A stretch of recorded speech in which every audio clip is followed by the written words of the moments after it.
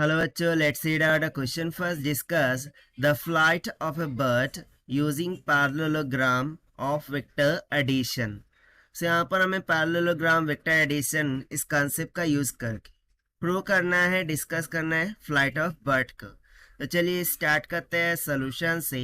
But before of its let's talk about the key concept which we are going to use here for this question. Question itself telling us that we have to use the parallelogram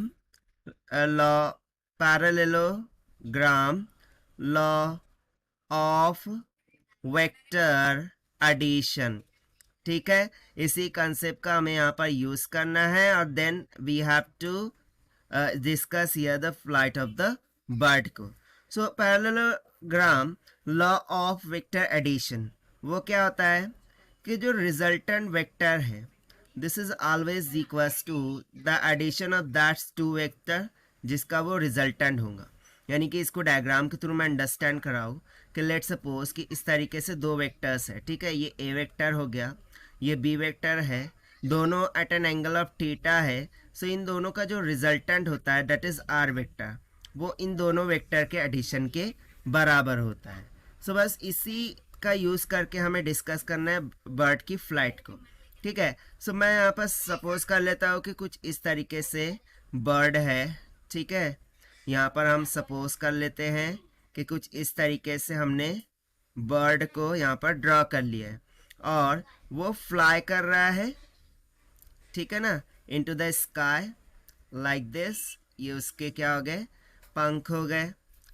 so basically जब bird fly करता है into the air, so basically ये जो wind होती है वो उसके जो पर होते हैं उस पर अपोजिट डायरेक्शन में क्या करती है, एग्जर्ट करती है. कैसे एग्जर्ट करती है, अपोजिट डायरेक्शन में एग्जर्ट करती है. अब यदि मैं इन एयर्स को ठीक है इस तरीके से वेक्टर फॉर्मेट में ले लूँ. ठीक है, ये इन विंड जो है उसको मैं वेक्टर फॉर्मेट में यहाँ पर रिप्रेजेंट करूँ. सो लेट्स सपोज कि ये पॉइंट हो गया ओ.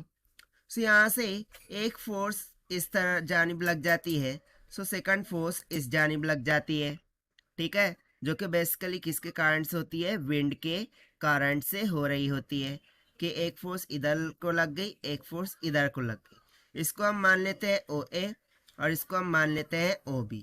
सो देखिए ये जो दो हमें फोर्सेस मिल रही है उनका रिजल्टेंट कुछ इस तरफ लग रहा होगा. सो यहाँ पर इस पॉइंट को हम मान लेते हैं सी. अब यदि मैं फिगर को कंप्लीट करूँ, सो बेसिकली ए ओ बी सी ये क्या बना रहा है, एक पैरेललोग्राम बना रहा है. सो यहाँ पर हम लिख सकते हैं कि A O B C is a parallelogram. ये क्या बन रहा है, एक पैरेललोग्राम बन रहा है. अब यदि ये एक पैरेललोग्राम बन रहा है, सो लेट्स सपोज कि हम मान लेते हैं कि ये जो ओ ए है इसको मैंने मान लिया P vector.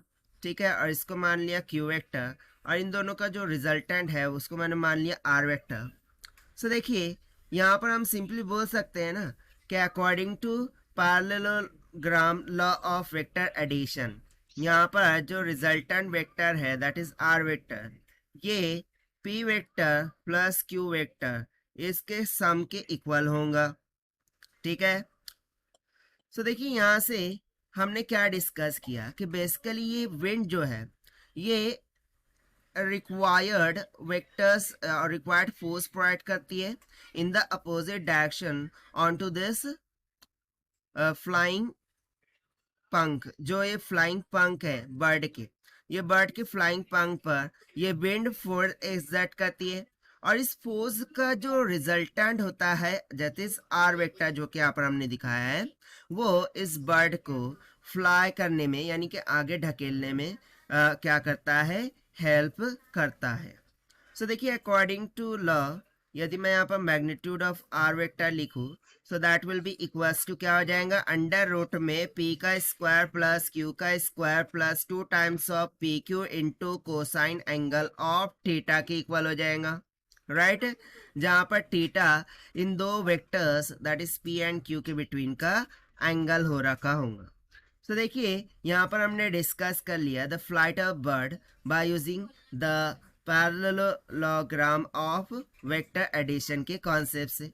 So this will be the answer for this question. So this is the required solution. I hope you understood well. Best of luck. Thank you.